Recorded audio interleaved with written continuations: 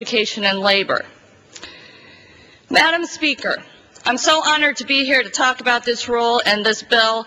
There is no fear quite like the fear of losing your job. It is paralyzing because to fear for your job is to fear for your family, for their well-being, and for your ability to provide for them. I know this fear because I have seen it on the faces of the people who help to make our world turn. The workers who struggle every day to do the jobs we could not live without.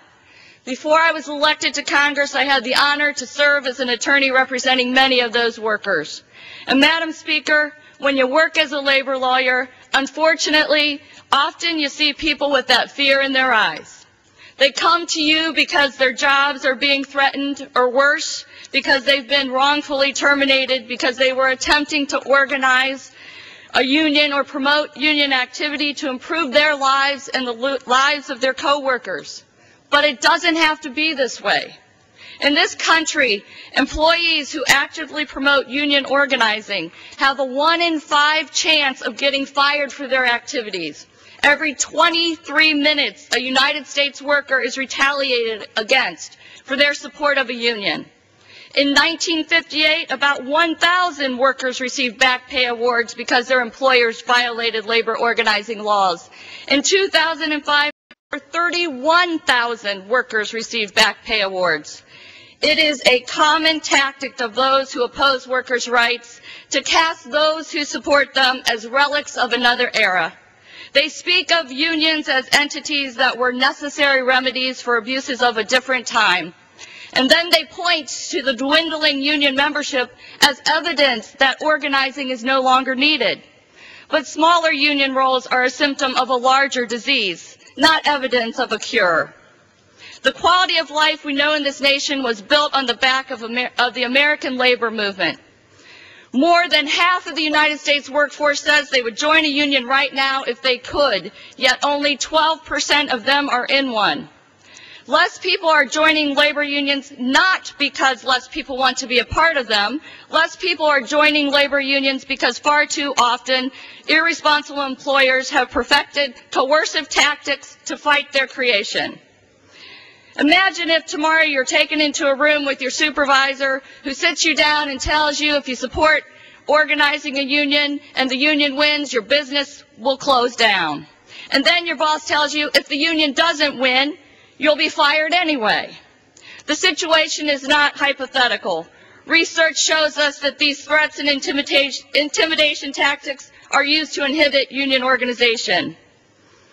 It may be illegal to fire an employee for voting in support of a union, but it's done anyway. And as things stand today, there are no real repercussions for doing so, because there are no fines or civil penalties for breaking the law. Let me tell you about a journeyman welder from Northeast Ohio and what he and his family have endured, all because he and others where he worked tried to form a union. His name is Dave, and the company he worked for was intent on keeping the union out. And as you will learn, the company was willing to go to extraordinary and egregious lengths to do it. So what happened to Dave? Since he began his efforts to help organize, he's been relegated to picking up cigarette butts at company headquarters, instead of applying his skill in the field in an attempt to humiliate him. He's been singled out at captive audience meetings with verbal abuse by his employer that was so bad that Dave feared it would get violent. He's had supervisors make physically threatening remarks at him while he was in inherently vulnerable positions working in the field. And in a particularly reprehensible action, Dave's wife has been targeted for harassment and that escalated to such a point that she was hospitalized, all to keep the union out. There's one thing that's clear: these tactics work. They're effective in suppressing the creation of unions, but they're not acceptable and they must stop. The Employee Free Choice Act establishes real penalties for employee intimidation by increasing the back pay award when a worker is fired or illegally discriminated against it. It also provides for civil penalties for willful or repeated violations. It will act as a disincentive for such egregious behavior. Furthermore, this legislation allows employees to unionize when a majority of workers sign cards in support of organizing.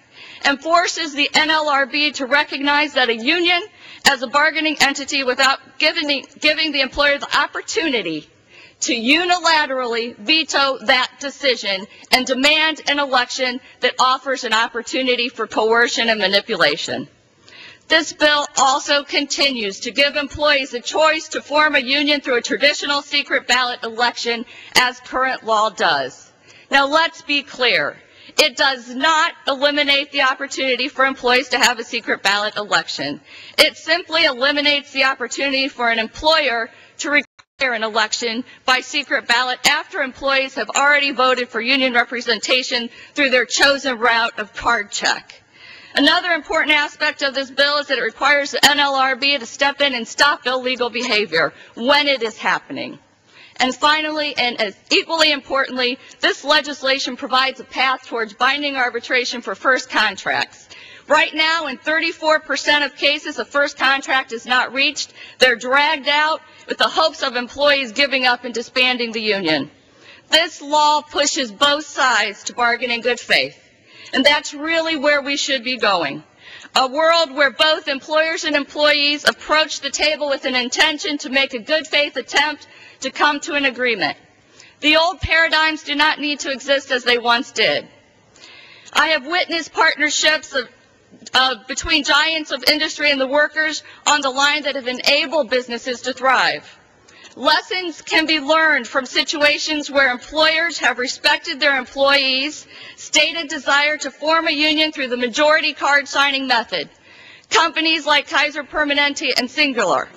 Veering away from anti-union tactics, these employers have focused on and enjoyed success working with their employees, not against them. Singular has not stood in the way of its employees forming unions, and the model they have committed to has not stopped them from becoming the nation's top cell phone carrier. It doesn't have to be an either-or process, but it does have to be a fair process. And that is what this bill will accomplish. I thank you, Madam Speaker, and I reserve the balance of my time.